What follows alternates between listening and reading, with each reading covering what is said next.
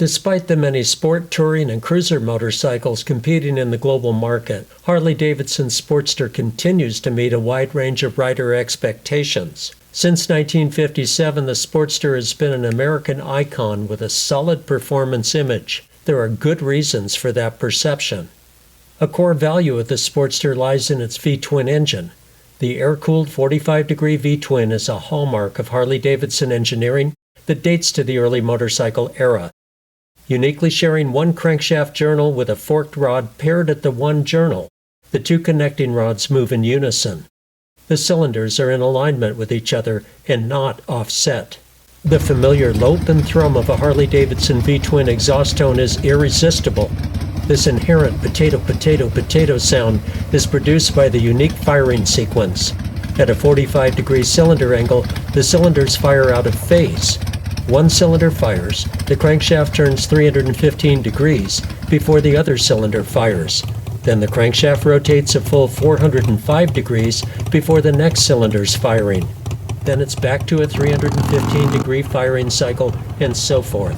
The distinctive 45-degree cylinder angle and shared crank pin provide the two prompt exhaust pulses with a space before the next pair. The valve train can be a side valve design like Harley-Davidson's WL, World War II WLA, the 1952-56 KH engines, or an overhead valve and pushrod design like the legendary 1936-47 Knucklehead. Most notably, these V-twin engines with a smaller bore than stroke length, commonly called undersquare, produce greater torque than other engine designs and at a lower RPM. This contributes to useful power and more moderate engine RPM at road speeds. The original 1957 Sportster had overhead valves in iron cylinder heads. The bottom end was a proven unit construction design that carried forward nearly unchanged from the 1952-56 KH engine and transmission.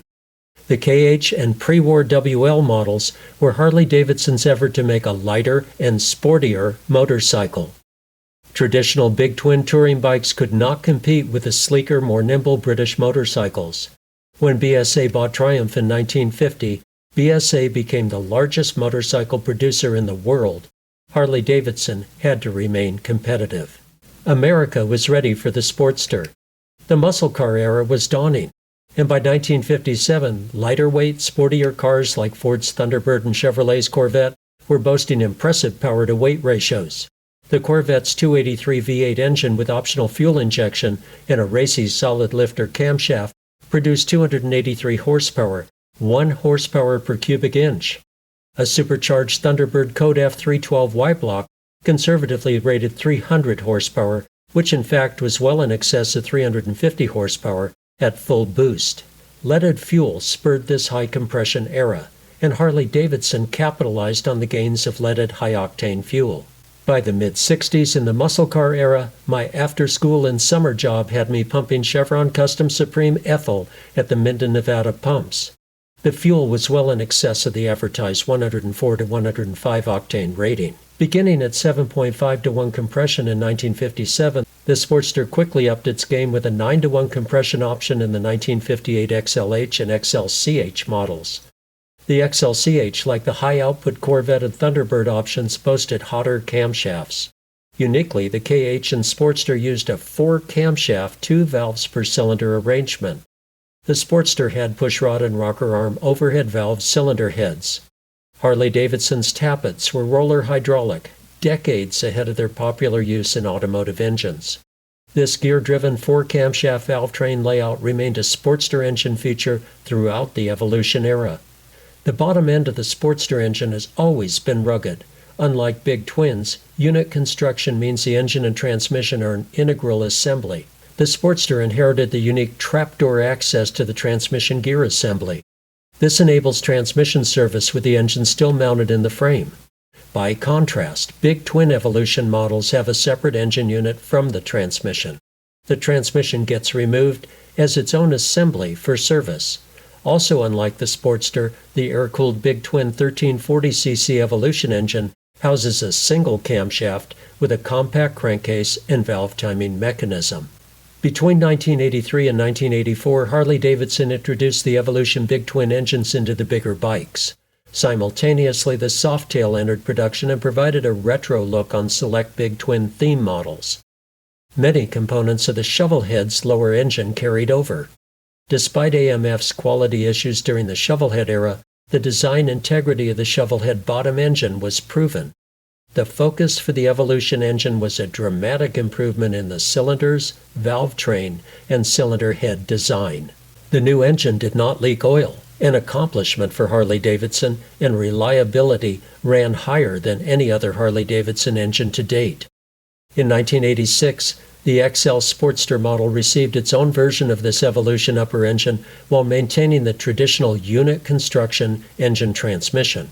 The trapdoor remained, and the new engine had finned aluminum cylinder heads in place of the weighty iron heads found on the 1957-85 engines. An 883cc version was in step with the earliest Sportster. An 1100cc version promised more punch than the previous 1000cc Ironhead engine. The new Evolution package promised better performance overall and high reliability.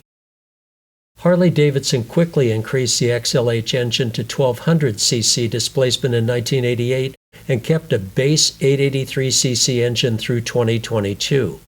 The Sportster remained a lighter model in the early Evolution era. Dry weight around 457 pounds kept the wet weight below 500 pounds. This is a reasonably flickable bike. A rigid engine mount Sportster's weight is comparable to a vintage BSA Rocket 3 Triple. Both bikes are near my preferred weight limit for a sport or sport cruiser motorcycle. An exception would be the XR1200 or XR1200X at 551 pounds curb or wet weight.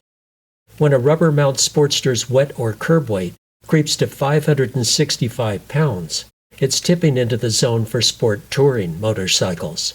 My ideal Sportster model is the traditional sport version. This is not a production MotoGP sport bike by any stretch. More like a classic British bike, my Sportster pick should handle well and be supported by a stable cradle frame, good front fork, and a well-suspended rear swing arm. If MotoGP level performance or handling were my goal, I would look for a Japanese or European sport bike. Worth noting, even the Sportster-derived production XR1200 and XR1200X, largely considered the best handling Harley-Davidson production Sportster ever, cannot match the performance of a leader-class GP prototype motorcycle. Admirably, a well-set-up XR does compete impressively at Vance & Hines AMA Pro Racing. Along with a MotoGP replica bike, you also get the crouched riding posture. This limits rides to 1 to 2 hours for most road riders. By contrast, Harley-Davidson big twin owners bathe in highway comfort. While the Sportster offers less riding comfort than a big twin touring bike, the right Sportster will certainly feel more comfortable than a track day sport bike. My days of marathon riding are past, and I'm fine with several hours riding followed by a break of some kind. In the case of Sportsters with a peanut or smaller fuel tank, that can be easily accommodated by a mandatory fuel stop. Loyal owners use their Sportsters for commuting and long weekend trips. With reasonable brakes, the right seat, and a good riding posture, a cross-country trip or world tour is feasible. Vibration is a constant debate. Here, the rigid frame versus rubber mount engines come into play. The rubber-mounted engines introduced in 2004 Sportsters definitely reduce vibration and rider fatigue. Some in-the-day reviews of rigid mount engines make the pre-2004 Sportsters sound impossible to ride. My esteemed fellow journalists should have ridden a BSA A65L Lightning Twin or the Victor 441 Thumper. The license plates and fenders cracked from the vibration. We rode through all that and grinned. Yes, a good pair of riding gloves and the right seat would be mandatory for a pre-2004 Sportster. There is a considerable trade-off here that will be discussed in depth in the next video episode. Rubber mount 2004 to 2022 engines are unit construction without the trapdoor transmission. Rebuilding a rubber mount 2004 to 2022 Sportster engine or repairing the transmission requires engine removal from the frame and splitting the crankcase. Although this is common with most motorcycles, it raises labor time and cost of repairs significantly. Harley-Davidson is one of the last traditional builders of non-unit engines. In 2004, the Sportster's unique trapdoor transmission disappeared. So what can you expect from a Sportster? That depends on the year and model. If out-and-out power-to-weight ratio is your goal, the post-Evolution Sportster S and Nightster deserve a look. Unlike the air-cooled Evolution's traditional V-twin, the Revolution engine is a contemporary, high-tech, liquid-cooled power plant with impressively high horsepower and torque figures. Weight is held in check with the 2021 up Revolution-powered models. Do they offer the stamina, inherent ruggedness, serviceability, and trouble-free reputation of the Evolution engines? That remains to be seen.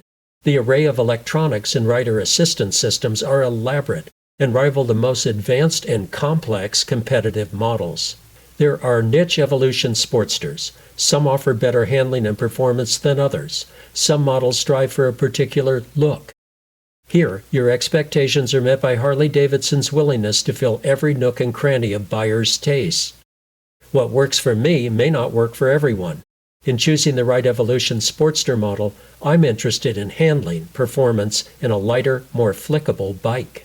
I want my Evolution Sportster to be the sport-bred, raw-boned motorcycle that Americans in the world wanted. The original XLH or XLCH image with modern upgrades and performance. My initial inclination is toward the 1998 to 2003 Sportster Sport, the stylized XR1200 or XR1200X, and the late XL1200CX Roadster, the higher performance models designed to handle. As for the iconic peanut tank, they look fantastic, but are thoroughly impractical on U.S. Highway 50 across Nevada, the loneliest highway in America. Fuel at remote communities can be exorbitantly expensive. From a roadworthiness standpoint, the closer a Sportster can come to my classic British Rocket 3's performance and handling, the happier I will be. That's my benchmark. So why not opt for a Revolution Sportster S, the 2021 up replacement sport model intended to take on all cruisers? Lighter than the rubber-mount Evolution Sportsters, the Sportster S exceeds all Sportster production models for power-to-weight ratio. So why not consider one? For me, there are numerous reasons. First off, the Sportster S and Revolution high-tech engines are relatively new and not yet proven like the Evolution motor. Liquid cooling and advanced electronics raise service, troubleshooting, and reliability concerns. The Revolution motorcycle is very busy from a service and maintenance standpoint. A contemporary design and departure from traditional Harley-Davidson motorcycles, the Sportster S uses the engine as a stressed member. No cradle frame does lighten weight substantially and lowers the center of gravity. But at what cost? The Revolution-powered Sportster S has been designed to compete with similarly engineered high-tech, low-emissions motorcycles in the global market. We'll see how this sifts out. Then there is the biggest reason to buy an Evolution-era Sportster: affordability.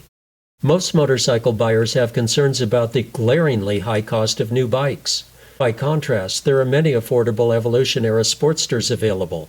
Typical of motorcycles in general, many pre-owned Sportsters have low mileage with a long life ahead. A valued subscriber at the channel shares that his 2009 Nightster is going strong at 98,000 miles. Let's face it, a motorcycle is not family transportation like a car, light truck, CUV, or SUV. So why pay as much for a motorcycle as you would pay for a family transportation vehicle?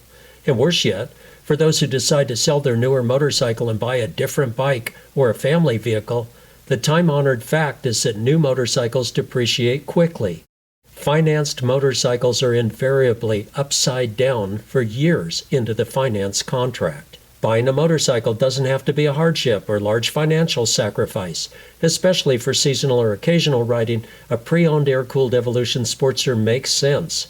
A lower mileage pre-owned Evolution Sportster will put a much smaller dent in your budget. You'll keep peace in your household, and your kids can still go to college or get braces on their teeth. Serviceability is high on my list for any motorcycle. I perform my own service and maintenance work, which can include rebuilding or even a complete restoration. An Evolution motorcycle is easier to troubleshoot and maintain. Repairs and routine maintenance follow traditional Harley-Davidson methodology and procedures. Factory service manuals illustrate and outline sound steps and shop procedures, as well as the tools needed. Many of the service tools are basic or common to automotive work. The motor company's loyal customer base includes die-hard DIY and professional mechanics. Many Sportster owners don't mind getting grease under their fingernails. Get a good nail brush and hand cleaner. Wear nitrile gloves. Parts availability cannot be ignored. Harley-Davidson is American-based, which helps some. Parts interchangeability between Sportster model years is good. Owning an older bike may mean that some parts are more difficult to find. OEM parts may no longer be available from a dealership. However, there is a thriving aftermarket for Harley-Davidson parts, accessories, and performance upgrades, especially for the Evolution Sportster. Due to the sheer volume of Evolution-era Sportsters produced, there is no motorcycle with better support for its older models. Parts solutions and vendors are plentiful for the Evolution-era Sportsters. If necessary, used parts are always an option at eBay, recyclers, and specialty sources. By contrast, Honda is the largest producer of motorcycles in the world, yet OEM parts for my Honda 2000 model year XR650R Enduro bike are already diminishing.